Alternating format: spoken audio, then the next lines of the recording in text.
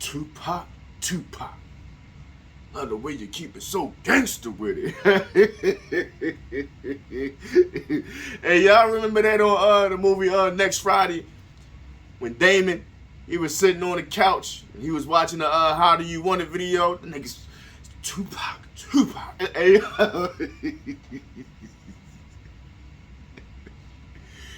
you're too big to be gay. But anyway, man, look, it's your man Boy Tay, 4 Wings and Fries. Before we get into this video, I'm gonna need y'all to hit them likes and please hit them subscribes for me. Hit that notification bell as well. So you can be notified for these vibes that I'm about to give y'all right now. This vibe back in the middle with a Mac and the feeling. You already know what this is. No Condoms Media. Today, I want to know would Tupac still be alive if he didn't sign the Death Row Records? You feel me? Because I kind of believe that he still would be alive if he didn't go down a certain road that he didn't necessarily need to go down, but I feel like he wanted to go down. Because Tupac wanted to reach the people that wouldn't read books, that wouldn't really care about change or wouldn't really care about empowering themselves or uplifting themselves. He was trying to reach them. In order to reach those type of people, you kind of have to become one of those type of people. You have to be accepted by them in order to be heard or respected or listened to. You feel me? But early on in Tupac life, everybody know Tupac mother was a Black Panther. She was conceived with Tupac in jail. She luckily she got out before she actually gave birth to Tupac. And he grew up in a Panther upbringing. You feel me? He was aware of himself. He had knowledge of himself. He had knowledge of the oppressors. He had knowledge of basically everything revolutionary. That's the way he was groomed. He was groomed into that. Even he grew as a teenager. They got video and footage and documents of him speaking very intelligent at an early age, speaking about school systems and school programs and arithmetics and all of that. You feel me? Saying what needs to be better, what needs to get done.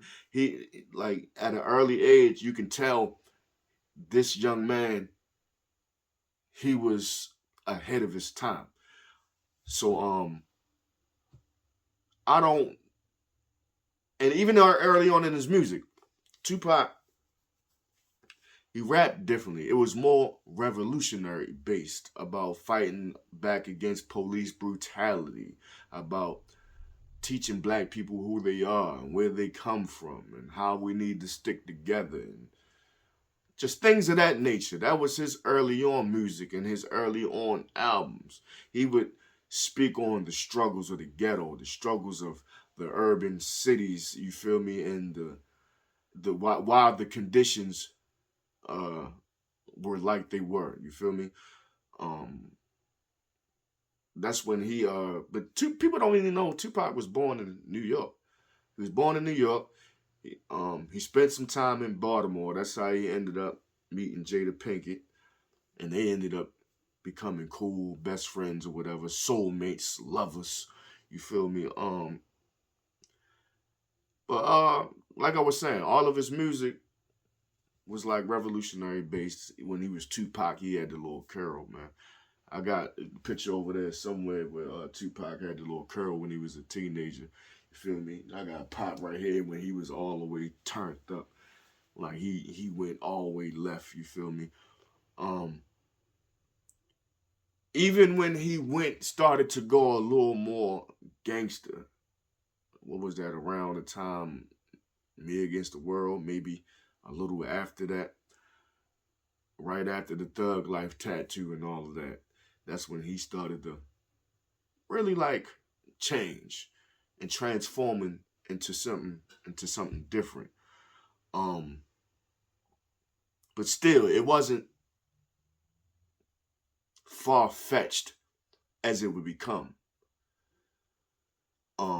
And I remember when Tupac, he got locked up for the alleged rape. You feel me? The rape allegations that was placed on him by the one chick. I forgot her name and all that. But she say Tupac did some things to her allegedly, like forcibly had sex with her.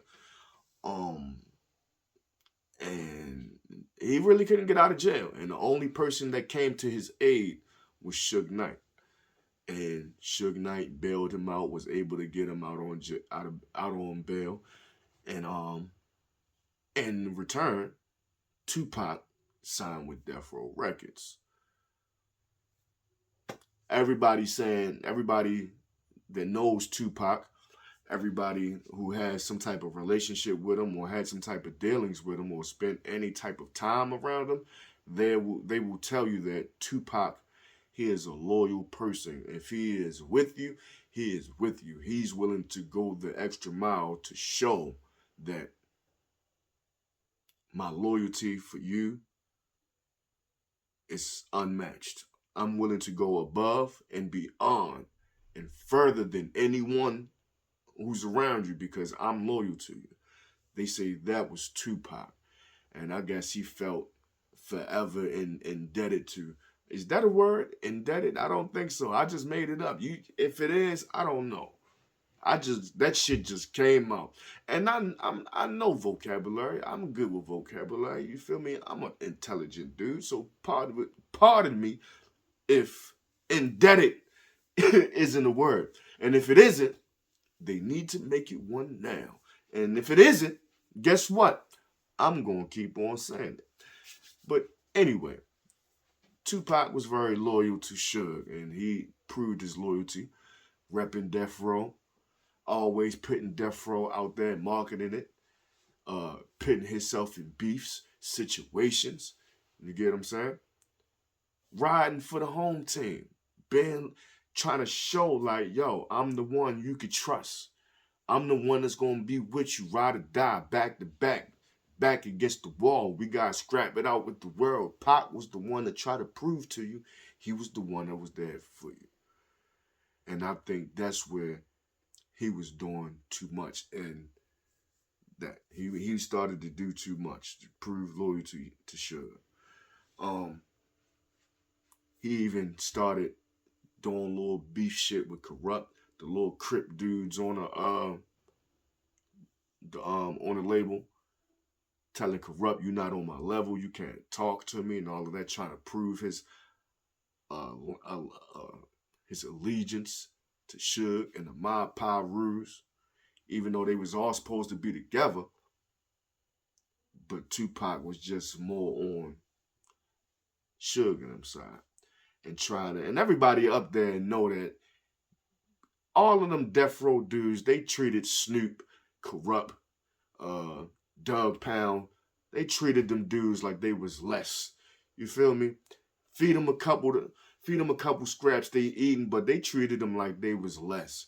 The only one that they say was for real, active like that and got the proper respect and he was supposed to be handled the way he was supposed to be handled was Nate Dogg. You feel me? So Pac knew that as well. He always said, M.O.B. man, all on records. Everybody know it. That's my Piru. That's my Piru. Tupac, him trying to be loyal, started claiming the mob. He started wearing red bandanas. You ain't seen him wear too many blue bandanas no more. Remember when he was wearing blue bandanas a lot? Who was he with? Big Syke. The whole Thug Life music, the whole Thug Life movement. They was Crips. Pac was wearing blue bandanas a lot, proving his loyalty. Now he with Suge Knight, Buntry, Mob James and all them, Hebron, all of them Piru boy. So Pac was on that. Oh, Suge got me out. Suge, he helped me out. He bailed me out of jail. When motherfuckers left me for dead, well, M.O.B. man, yeah. You remember he had the red bandana on, all that, spitting at the cameraman? Yeah. Tupac was on that energy. So Let's continue moving on down the line. Las Vegas. Tupac, Suge Knight, and a couple other entourage members from Death Row. They get into an altercation with the dude, or I forgot his fucking name, but his name, what is it, Orlando something? But I know they call him Baby Lane out in L.A. Baby, you get into an argument with Baby Lane. Well-known gang member in the Los Angeles South Central area. Well-known Southside Crip member. Tupac, you're a rapper.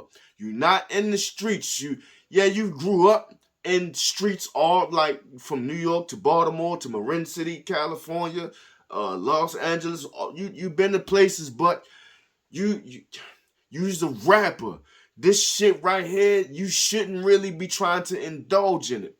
Tupac was one of the first ones to walk up and steal off on Baby Lane, a known gang member. And then he commenced to get jumped by a whole bunch of mob Pirus. So, in the real gangster mind, how you think a real gangster gonna feel? Like, yo, this little rap nigga that walked up on me and punched me in my mouth, knowing you just a rapper. You an actor that was in Juice. You was in Above the Rim, my boy.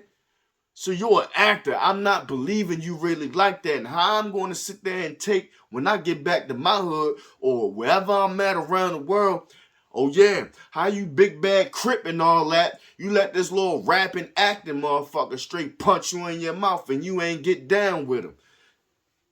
They ain't going to give a fuck about you getting jumped or not. All they going to hear about and all they going to care about is you getting punched in your mouth by Pac.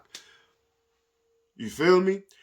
Tupac should have stayed out of that situation. That was some gangbang politics shit in California. He should have stayed out of it. But him trying to be loyal, trying to be the soldier, trying to be thug life, and really live that shit, he got fucked up in the situation. Matter of fact, more than fucked up, he got killed.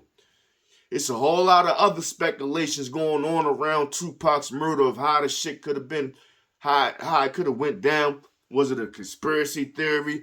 The Suge set him up. It's a whole lot of shit about, Keefe D and Baby Lane did it. Okay, that may be true, because that's the most solid evidence that they had. But Baby Lane did. He couldn't be charged with the murder. Keefe D got caught up on some whole other shit. And then he started telling and spilling the beans on his nephew, saying how his nephew killed Pac so he can get out of jail. So you never really know. They say, Tupac was going against the Illuminati, so that's why they killed him. That could have been part of it too. They could have got them dudes to part of. Who knows? Nobody knows. All we know now is that he dead, he gone, he ain't coming the fuck back. And I'm just seeing shit for what the fuck it is. If he would have never got mixed up with Suge, I don't think him being killed would have happened. I don't think so. That's just my opinion. Hey, they saying before Pac was killed, they were saying that he wanted to get off death row. They were saying that he wanted to start his own movement. They were saying that he wanted to start trying to get together with everybody and bring together the East Coast, West Coast, and bring upon change. He was getting around to that. But unfortunately, he got killed. So that's what makes some of this look like a conspiracy.